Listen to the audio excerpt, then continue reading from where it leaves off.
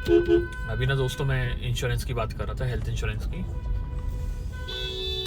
और thanks to government of India अभी काफ़ी चीज़ें बदल गई हैं इन द इंश्योरेंस सेक्टर। पहले क्या था ना दोस्तों, एक मेरा एक्सपीरियंस है कि प्राइवेट कंपनीज कैसे आपको बुद्धू बनाती हैं, परेशान करती हैं। क्या हुआ ना दोस्तों, मेरे दादी जी का हेल्थ इंश्योरेंस ले रखा था किसी कंपनी से, और प्राइवेट कंपनी से, और उसमें कोपे था। कोपे क्या होता है दोस्तों कि आप अगर हॉस्पिटलाइजेशन हुआ तो उसमें 30-70 का कोपे था, तो 30% हमको देना था, 70% इंश्योरेंस कंपनी को देना था इन केस ऑफ हॉस्पिटलाइजेशन। ठीक है जी, कोई बात नहीं, वो पॉलिसी चल रही थी काफ़ी सालों से। फिर एक दिन क्या हुआ, दादी जी को थोड़ा तबीयत बिगड़ी, हॉस्पिटलाइजेशन हुआ, 3 या 4 दिन वहाँ रहना भी पड़ा। अब दोस्तों इसमें कभी कभी ना प्राइवेट कंपनीज कैसे आपको गलत फ़ायदा उठाती हैं आपकी शराफत का। तो पॉलिसीज़ में पहले से लिखा हुआ था दादी की कि वो एक बीपी की गोली लेते हैं, जो कि सच था, फेयर था, तो हमने कोई डिक्लेरेशन कभी छुपाया नहीं। वो दवाई ले रहे थे, वो हॉस्पिटलाइजेशन हो गया, घर मतलब जब फाइनल डे डिस्चार्ज हुए तो वही जो कोपे 70-30 वाला था, 30% हमें देना था, वो इन्होंने ना दोस्तों हमसे 50-50 करवाया, और 30% की जगह हमें 50% पे करना पड़ा। मैं चाहता तो अड़ सकता था, उस वक्त लड़ सकता था, पर वो सब भैया बाद में भी अड़ता। उस वक्त मेरा ध्यान इस चीज़ पे नहीं था। मेरा ध्यान इस बात पे था कि पेशेंट को राइट केयर मिले, इमीडिएट सपोर्ट मिले, और डिस्चार्ज करा के हम लोग घर पे ले आए। पर जो दोस्तों मैं बताना चाह रहा हूँ ना, बाद में मैंने इंक्वायरी करी और मैंने पूछा कि साहब आपने ऐसा ये 50% क्यों काटा हमारा पैसा, जबकि कोपे तो 30% ही था। तो दोस्तों इन्होंने रीज़न क्या दिया जी, आपकी प्री एग्जिस्टिंग डिजीजेस थी, पहले से थी, इसलिए हमने 50% काट लिया, क्योंकि प्री एग्जिस्टिंग डिजीजेस में हमारा 50% का कोपे है। पर दोस्तों जो वो दादी जी का एडमिशन था ना मेरे, क्योंकि उनकी इतनी ज़्यादा एज थी, उस कारण से उनको बाथरूम का प्रॉब्लम हो गया था, तो ब्लैडर रिलेटेड प्रॉब्लम था जो उन्हें कभी पहले नहीं हुआ था, ना ही वो प्री एग्जिस्टिंग था।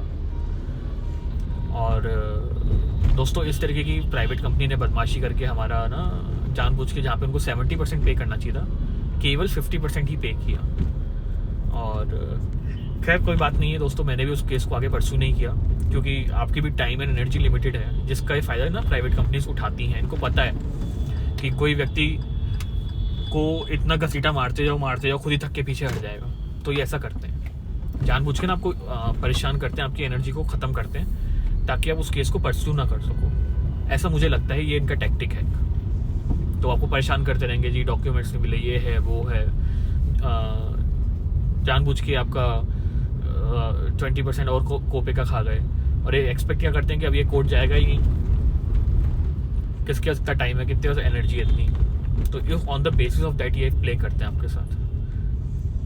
और वहाँ पे कोपे में मेरा कोई पैसा नहीं लगना चाहिए था, 50%, मेरा केवल 30% कोपे बनता था, और इन्होंने इस तरीके से मेरे को चीट किया। जो मैं दोस्तों बताना चाह रहा हूँ, मैसेज देना चाह रहा हूँ कि कोशिश करें आप, हेल्थ इंश्योरेंस हमारे जो देशी कंपनीज हैं, सरकारी कंपनीज हैं, वो बहुत अच्छा ऑफ़र करती हैं, बहुत अच्छा उसमें वो काम कर रहे हैं। क्वालिटी बहुत अच्छी है। यूनाइटेड इंडिया है, न्यू इंडिया इंश्योरेंस है, ओरिएंटल इंश्योरेंस है, एक और भी है।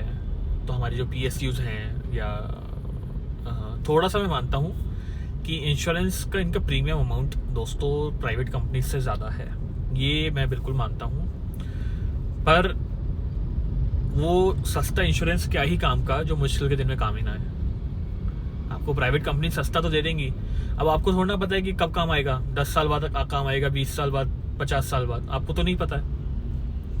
और जिस दिन काम आएगा तो आप चाहेंगे कि भाई तुरंत मुझे परेशान ना किया जाए, मुझे अपना पेशेंट की हेल्थ केयर पे आप ध्यान देंगे कि इन चीज फालतू की चीज़ों में ध्यान देंगे कि रोज रोज आपको अलग अलग एक्सपेक्टेशन मांगे आ रहे हैं? आप तो पेशेंट केयर आपके लिए प्राइमरी चीज़ है उस वक्त। पर दोस्तों जानबूझ के ना फिर आपको परेशान किया जाएगा। तो इन सब परेशानियों से बचने के लिए ना थोड़ा सा इंश्योरेंस प्रीमियम ज़्यादा पे कर लें, सरकारी कंपनी में कोशिश करें। अगर आप इंश्योरेंस लेने जा रहे हैं तो सरकारी से लें। अगर आपने पहले ले रखा है तो आप पोर्ट करा लें। दोस्तों एक मैं पोर्टिंग पे भी बात करना चाह रहा था। मेरे पास प्राइवेट कंपनी का इंश्योरेंस था, हेल्थ इंश्योरेंस, और जब मेरे प्राइवेट से 2-3 एक्सपीरियंसेस इतने बुरे रहे, जो कि बहुत नामचीन कंपनीज हैं, तो मैंने तो अपने हाथ जोड़ लिए कि मैं मेरे से काम नहीं होगा, ये प्राइवेट कंपनीज को इंश्योरेंस मैं नहीं पे करूँगा। मैंने ना दोस्तों एक अपनी पॉलिसी पोर्ट करा ली एक सरकारी कंपनी में। तो एक दोस्तों ना पोर्ट करके पॉलिसी को आप, एक प्रोसेस होता है वो पोर्ट करा सकते हैं। थोड़ा सा आप गूगल करेंगे या किसी एजेंट से बात करेंगे तो आप आसानी से वो पोर्ट करा पाएंगे। कोशिश करिए अगर हो सके तो अर्ली एज में ही, ये किसी भी एज पे अगर आपको पॉसिबल हो पा रहा है ना दोस्तों, तो थोड़ा सा हायर प्रीमियम पे भी सरकारी कंपनी में आ जाए। तो जिस दिन आपको शायद ये ज़रूरत ना पड़े, भगवान ना करे किसी को भी ज़रूरत पड़े, बट मुश्किल समय में ना आपको थोड़ा सा काम आपके आसान हो जाएंगे। क्योंकि उस वक्त क्या होता है ना दोस्तों, जब आप हॉस्पिटल के चक्कर काट रहे होते हैं तो बहुत सारी चीज़ें आपको साइमल्टेनियसली हो रही होती हैं। और of course patient care he utmost priority पे होना चाहिए, तो ये उसमें आपको हेल्प करेगा तब वो प्रायोरिटाइज करने में। इसलिए सरकारी कंपनी का इंश्योरेंस देखें, ऐसा मेरा एक्सपीरियंस है। बाकी जो आपको ठीक लगे। ठीक है दोस्तों, अगली बार कोई और किस्सा सुनाते हैं। बाय।